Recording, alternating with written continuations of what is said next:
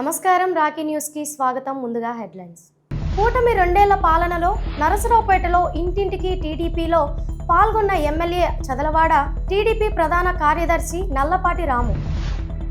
ఎల్నినోను తట్టుకునే ప్రకృతి వ్యవసాయంపై అవగాహన పోస్టర్లు ఆవిష్కరించిన జిల్లా కలెక్టర్ కృతికా శుక్ల. నరసరావుపేట వాగ్దేవి విద్యా సంస్థల ఆధ్వర్యంలో 300 అడుగుల జాతీయ జెండాతో ర్యాలీ. పాల్గొన్న కలెక్టర్ కృతికా శుక్ల, ఎమ్మెల్యే అరవింద్ బాబు. అఖిల భారత విద్యార్థి సమాఖ్య 91వ ఆవిర్భావ దినోత్సవం స్థానిక ఎస్ఎస్ఎన్ కాలేజ్ దగ్గర.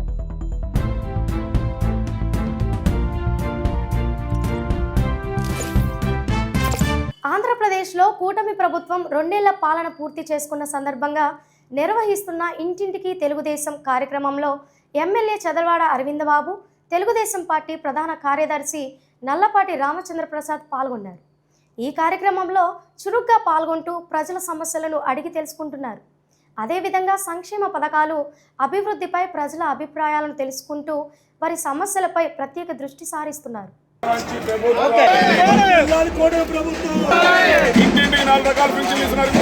మరి గడిచిన 17వ తేదీ నుంచి ప్రతి గడప ఉమ్మడి కుటుంబ కార్యక్రమాన్ని చేపట్టి ముందుకెళ్తా ఉన్నాం. ఇప్పటికి 2 వారాలు గడుస్తుంది.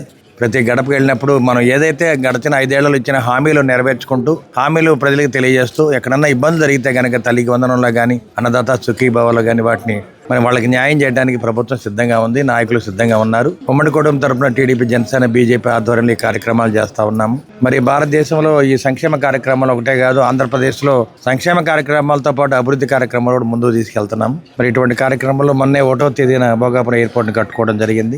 పల్నాడు జిల్లా ముఖద్వార నరసరావుపేట మరి జిల్లా హాస్పిటల్ అయితే మరి వైద్య ఆరోగ్య శాఖ మంత్రి గారు సత్యకుమార్ గారు రావడం జరిగింది. మరి చాలా ఓపెనింగ్లు చేయడం జరిగింది. RO plant, physiotherapy unit, hi-tech lab, dialysis unit ఇవన్నీ కూడా ప్రభుత్వ పరంగా 2 కోట్ల నిధులతోటి దాన్ని మనం అమర్చుకోవడం జరిగింది. వాటిని మరి హెల్త్ మినిస్టర్ గారు ఓపెన్ చేయడం జరిగింది. ఈ కార్యక్రమానికి కలెక్టర్ గారు మరి ఉమ్మడి కుటుంబ నాయకులందరూ కూడా రావడం జరిగింది. అంటే సంక్షేమం ఒకటే కాదు, అభివృద్ధి కార్యక్రమాలు కూడా మనం చేస్తున్నామని తెలియజేస్తున్నాము. చంద్రబాబు నాయుడు గారి హయాంలో ఎప్పుడు కూడా అభివృద్ధి కార్యక్రమాలు చెరవేగంతో ముందుకెళ్తున్నాయి.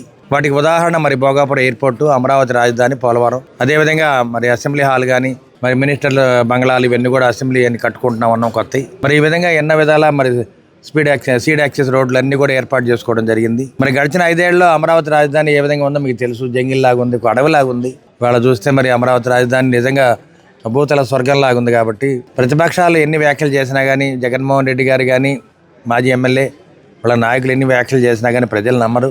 ఎందుకంటే మిమ్మల్ని నమ్మటం అనేది ఎప్పుడో మానేశారు. 5 ఏళ్ల క్రితమే మానేయడం జరిగింది. మరి ప్రతి నియోజకవర్గం, ప్రతి టౌన్లో కూడా మరి ఇంటింటికి మన తెలుగుదేశం పార్టీ చేసిన 2 సంవత్సరాల విజయాలన్నింటినీ కూడా వాళ్ళకి చెప్పమన్నారు.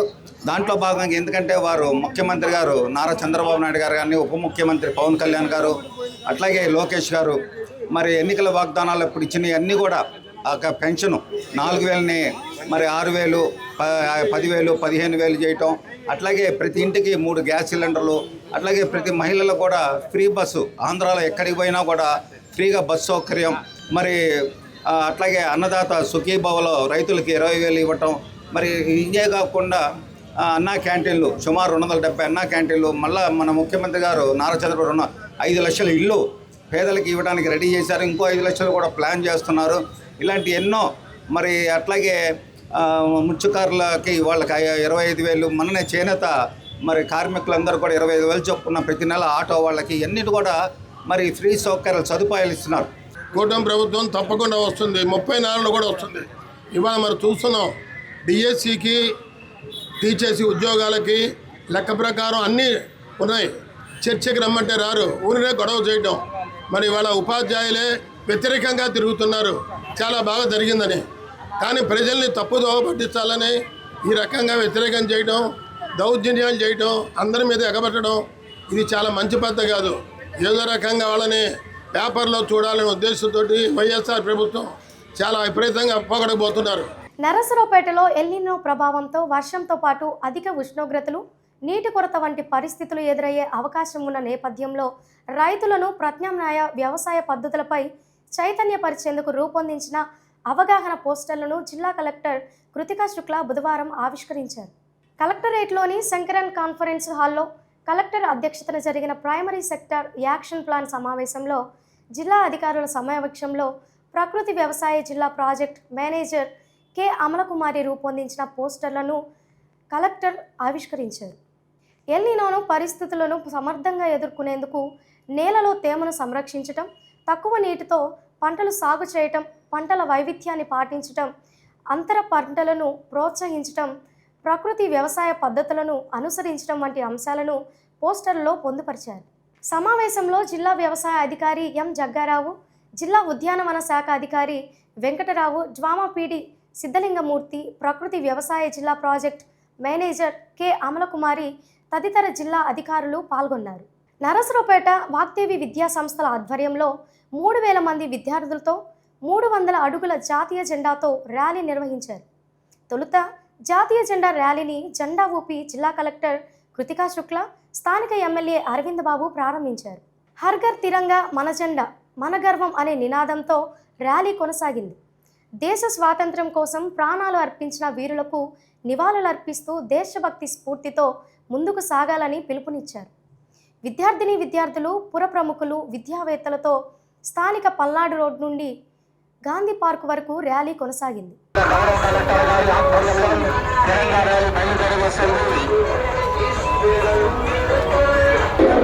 గౌరవ కలెక్టర్ గారి ఆధ్వర్యంలో తెలంగాణ ర్యాలీ బయలుదేరి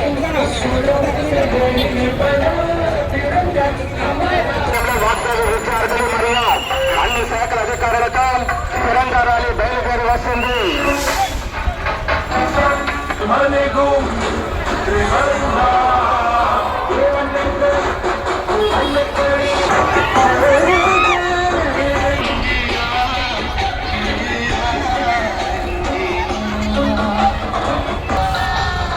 విద్యా సంస్థల విద్యార్థులు మరియు అన్ని శాఖల అధికారులతో స్వాతంత్ర దినోత్సవం సందర్భంగా తెలంగాణ ర్యాలీ బయలుదేరి వస్తుంది.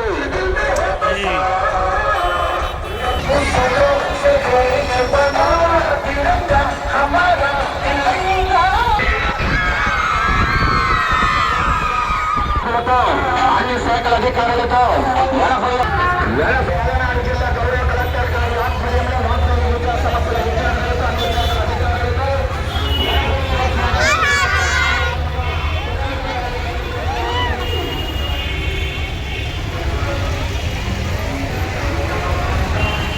అన్ని శాఖల అధికారులతో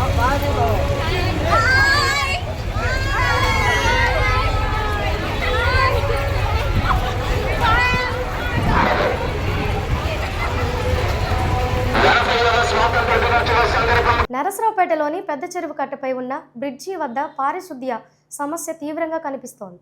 బ్రిడ్జి కింద కాలువలో ప్లాస్టిక్ కవర్లు, బీర్ సీసాలు, వాటర్ బాటిళ్లు, గృహ వ్యర్థాలు, ఇతర చెత్త భారీగా పేరుకుపోయి కాలువలు పూర్తిగా పూడిపోయే పరిస్థితి ఏర్పడింది. దీంతో మురుగునీరు సాఫీగా ప్రవహించకుండా అక్కడక్కడ నిలిచిపోతుండటంతో దుర్వాసన వెదజల్లడంతో పాటు దోమలు, ఇతర కీటకాలు వృద్ధి చెందే అవకాశం ఉందని స్థానికులు ఆందోళన వ్యక్తం చేస్తున్నారు. వర్షాలు కురిసే సమయంలో కాలువల్లోకి వచ్చే నీటికి ఈ చెత్త మరింత అడ్డంకిగా మారితే నీరు వెనక్కి చేరి పరిసర ప్రాంతాలలోకి ప్రవహించే ప్రమాదం ఉందని స్థానికులు చెబుతున్నారు. ముఖ్యంగా బ్రిడ్జి కింద పేరుకుపోయిన వ్యర్థాలను వెంటనే తొలగించి కాలువలో నీటి ప్రవాహానికి ఆటకం లేకుండా చర్యలు తీసుకోవాలని కోరుతున్నారు. విద్యుత్ స్తంభంపై చెట్ల కొమ్మలతో ఎప్పుడు ఏం జరుగుతుందో అని ఒకవైపు, మరోవైపు పెద్ద చెరువు కట్ట పరిసరాల్లో పెరిగిన చెట్ల కొమ్మలు విద్యుత్ తీగలపైకి విస్తరించి ఉండటం ఆందోళన కలిగిస్తోంది. బలమైన ఈదురుగాలులు, వర్షాలు వచ్చిన సమయంలో చెట్ల కొమ్మలు విద్యుత్ తీగలపై పడితే విద్యుత్ సరఫరాకు అంతరాయం ఏర్పడటంతో పాటు విద్యుత్ షార్ట్ సర్క్యూట్ వంటి ప్రమాదాలు జరిగే అవకాశం ఉందని స్థానికులు చెబుతున్నారు. పల్నాడు జిల్లా రొంపిచెర్ల గ్రామంలో వేంచేసి ఉన్న శ్రీ బాల త్రిపుర సుందరి సమేత శ్రీ శంకరస్వామి వారి దేవస్థానంలో ఈరోజు అనగా ఆషాఢ మాసం అమావాస్య పర్వదినం సందర్భంగా స్వామివారికి విశేషమైన ద్రవ్యములతో, ఫలరసములతో అభిషేకం మరియు అమ్మవారికి శాకాంబరి అలంకరణ, అమ్మవారికి సహస్రనామ కుంకుమార్చన, మహానివేదన, మంత్రపుష్పం, తీర్థప్రసాద వినియోగము, అమ్మవారికి సార సమర్పణ చేయడమైనదని ఆలయ అర్చకులు పేటేటి వేమలరావు శర్మ తెలిపారు. ఈ కార్యక్రమంలో ఈవో ఎం వెంకటేశ్వరరెడ్డి, గ్రామ పెద్దలు పడాల చక్రారెడ్డి, గ్రామస్తులు, భక్తులు తదితరులు పాల్గొన్నారు. ఏఐఎస్ఎఫ్ 91వ ఆవిర్భావ దినోత్సవ వేడుకలు పట్టణంలోని ఎస్ఎస్ఎన్ కళాశాల దగ్గర ఘనంగా జరిగాయి. ఈ సందర్భంగా మాజీ ఏఐఎస్ఎఫ్ రాష్ట్ర అధ్యక్షుడు మహంకాళి సుబ్బారావు, ఏఐఎస్ఎఫ్ జిల్లా అధ్యక్షుడు మేకపోతుల నాగేశ్వరరావు మాట్లాడుతూ స్వాతంత్రం మా జన్మ హక్కు అని పిడికిలి బిగించి సంపూర్ణ స్వాతంత్రం కావాలని ఏఐఎస్ఎఫ్ నినాదించి పోరాడింది. 1936 ఆగస్టు 12న ఉత్తరప్రదేశ్ రాష్ట్రంలో లక్నో నగరంలో బెనారస్ విశ్వవిద్యాలయంలో ఏఐఎస్ఎఫ్ సంఘాన్ని స్థాపించి స్వాతంత్రం కోసం ఎంతమంది విద్యార్థులు తమ ప్రాణాలను సైతం లెక్క చేయకుండా వీరోచితంగా పోరాడారని మరియు నాటి నుండి నేటి వరకు విద్యార్థులకు ఉచిత విద్య అందించాలని, విద్యారంగ సమస్యల పరిష్కారం కోసం, విద్యార్థుల హక్కుల కోసం నిరంతరం పాలకులు వ్యతిరేకంగా పోరాటం చేస్తున్నారని వారన్నారు. ఈ కార్యక్రమంలో ఏఐఎస్ఎఫ్ నాయకులు హేమంత్, మధు, నజీర్, చాణక్య, కిరణ్, మనోజ్, హుస్సేన్, విజయ్, సైదా, సిపిఐ నాయకులు సత్యనారాయణ రాజు, ఉప్పలపాటి రంగయ్య, కోయి శ్రీను, నాగేశ్వరరావు, రాజు తదితరులు పాల్గొన్నారు. విద్యార్థి మిత్రులారా, మీ అందరికి కూడా 91వ ఏఐఎస్ఎఫ్ పుట్టినరోజు శుభాకాంక్షలు తెలియజేస్తా ఉన్నాం. ఈనాడు మన సుబ్బారావు గారు, నాగేశ్వరరావు గారు చెప్పినట్టు 91 సంవత్సరాలుగా మన ఏఐఎస్ఎఫ్ విద్యార్థుల కోసం ఎనలేని పోరాటం చేసింది. ఆనాడు 1936 ఆగస్టు 12వ తేదీన లక్నో నగరంలో స్థాపించి నాటి నుండి నేటి వరకు కూడా ఎన్నో సుదీర్ఘమైనటువంటి పోరాటాలు చేసినటువంటి చరిత్ర ఏఐఎస్ఎఫ్కి దక్కుతుందని చెప్పి ఈ సందర్భంగా తెలియజేస్తా ఉన్నాం. అఖిల భారత విద్యార్థి సమైక్య ఏఐఎస్ఎఫ్ 91వ ఆవిర్భావ దినోత్సవ వేడుకల్ని దేశవ్యాప్తంగా కూడా ప్రతి కళాశాల ఎదుట ఏఐఎస్ఎఫ్ జెండా ఆవిష్కరణలు జరుగుతూ ఉన్నాయి. మరి ఏఐఎస్ఎఫ్ నిన్న మొన్న పుట్టిన విద్యార్థి సంఘం కాదు. ఈ దేశానికి స్వాతంత్రం రాకముందే ఈ దేశానికి సంపూర్ణమైన స్వాతంత్రం కావాలని చెప్పి పిడికిలి బిగించి సంపూర్ణ స్వాతంత్ర ఉద్యమంలో వచ్చేంత వరకు కూడా ఏఐఎస్ఎఫ్ కీలక పాత్రగా పనిచేసింది. ఆనాటి నుండి ఈనాటి వరకు కూడా ఈ దేశం స్వతంత్ర అనంతరం కూడా ఇక్కడ పుట్టిన ప్రతి విద్యార్థి కావచ్చు అందరికి కూడా ఉచిత విద్య అందించాలని, విద్యార్థి సమస్యలు పరిష్కారం చేయాలని చెప్పి కూడా ఏఐఎస్ఎఫ్ పోరాటం చేస్తూ ఉంది. వార్తలు ముగించే ముందు హెడ్లైన్స్ మరొకసారి. కూటమి 2 ఏళ్ల పాలనలో నరసరావుపేటలో ఇంటింటికి టీడీపీలో పాల్గొన్న ఎమ్మెల్యే చదలవాడ టీడీపీ ప్రధాన కార్యదర్శి నల్లపాటి రాము. ఎల్నినోను తట్టుకునే ప్రకృతి వ్యవసాయంపై అవగాహన పోస్టర్లు ఆవిష్కరించిన జిల్లా కలెక్టర్ కృతికా శుక్లా. నరసరావుపేట వాగ్దేవి విద్యా సంస్థల ఆధ్వర్యంలో 300 అడుగుల జాతీయ జెండాతో ర్యాలీ పాల్గొన్న కలెక్టర్ కృతికా శుక్లా, ఎమ్మెల్యే అరవింద్ బాబు. అఖిల భారత విద్యార్థి సమాఖ్య 91వ ఆవిర్భావ దినోత్సవం స్థానిక ఎస్ఎస్ఎన్ కాలేజ్ దగ్గర. వార్తలు ఇంతటితో సమాప్తం. మరో బులెటిన్లో మళ్ళీ కలుద్దాం. అంతవరకు సెలవు. నమస్కారం.